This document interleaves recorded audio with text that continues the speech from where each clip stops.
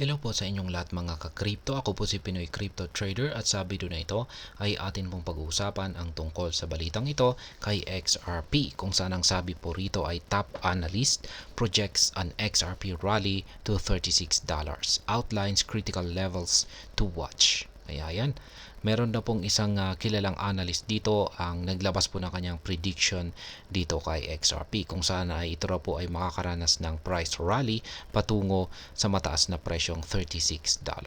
Maliban dito ay binanggit na rin po niya yung mga mahalagang price levels na kailangan daw po nating bantayan. Kaya yan po ang ating pag-uusapan sa video na ito. Pero bago po tayo magpatuloy ay nais ko lamang po munang bigyang linaw ang aking disclaimer kung saan ang nilalaman po ng video na ito ay hindi po ito isang financial advice. For education and information purposes lamang po ang layunin nito.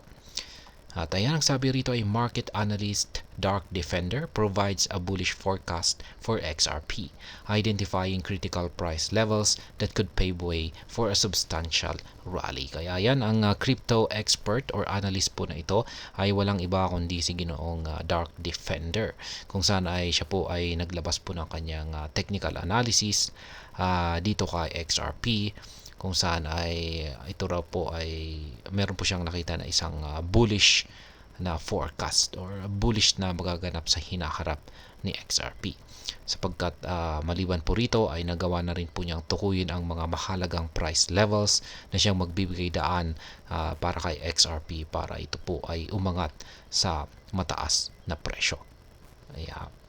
Ayan. Meron po siyang chart na ibinahagi rito na siyang nagpapaliwanag sa kanyang technical analysis dito.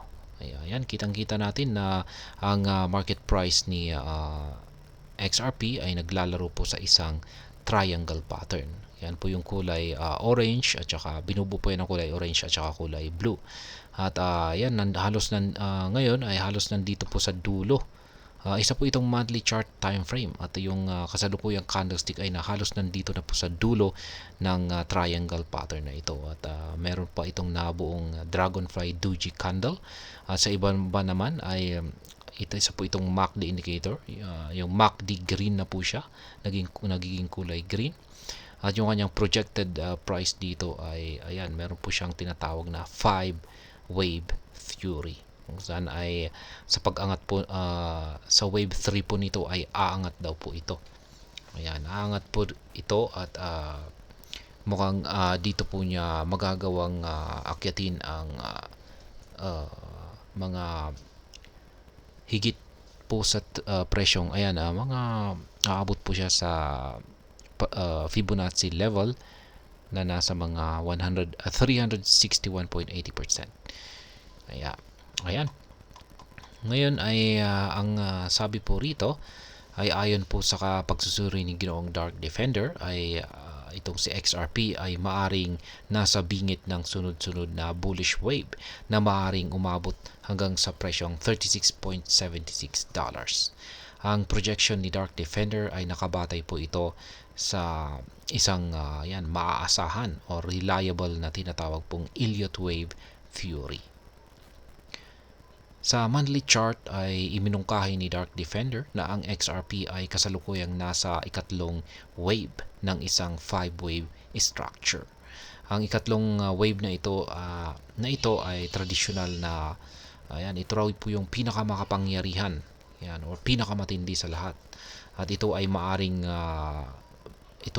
siyang magtulak kay XRP sa mga pangunahing Fibonacci extension levels na nasa $1.88, $5.85, $18.22 at yan ang huli ay ang $36.76. Ngayon ang mga target na ito ay naaayon po sa Fibonacci extensions na 161.8%, 361.8% at saka 423.6% na karaniwang mga sukatan or mga metrics sa market momentum. Ayan, nakita po natin yan sa kanyang chart dito kanina. Ayan, tatlong mga Fibonacci extensions. Ayan, isang critical na aspeto ng bullish forecast na ito ay ang kamakailang Dragonfly Doji Candle Formation sa monthly chart. Yan po yan. Pinakita po niya yan, Dragonfly Doji Candle. Ang pattern na ito ay na may mahabang lower shadow at walang upper shadow ay karaniwan po itong nagpapahiwatig ng reversal sa downtrend na nagpapakita na ang mga bulls ay nakakakuha ng control. Ayan, sa madaling salita ay kung nakita natin yung pattern na ito ay yung mga bulls, yan, yung persa po yan ng mga buyers ay ito na yung parang nagti-take over or ito na yung kukontrol sa kalagayan ng market nitong si XRP. At ayan po muli ang kanyang chart dito. Ayan. At sabi rito ay ang Doji Formation ay nagpapahiwatig na ang XRP ay maaring nakahanap po ng solid or matibay na support level malapit po sa presyong 0.40 or 40 cents. Kung saan ay nagbibigay po ito or parang ito po yung parang magsisilbi na launchpad kay XRP para sa susunod na isang matinding pag-angat po nito sa kanyang presyo. Kaya yan po ulit yung kanyang chart dito. Chart ni Ginoong Dark Defender at yung kanyang pagpapaliwanag kung bakit itong si XRP ay posibleng umangat hanggang sa mataas na presyong $36.76. Ayan.